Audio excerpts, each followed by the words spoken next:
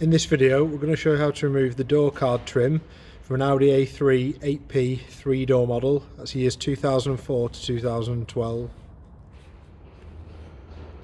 The tools you'll need for the job, just a selection of trim removal tools.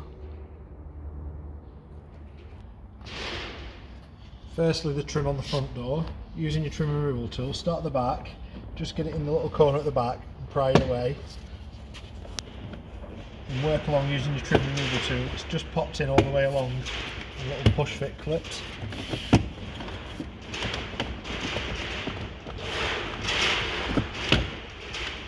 And that'll pop off.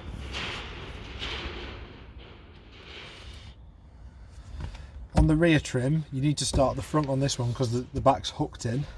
So using a trim removal tool, this type's quite good for this job. You just get it in at the front there and just pry it round. That'll pop out and then work your way along. And when you get to the back, it sort of pulls forward and it's just hooked in at the back.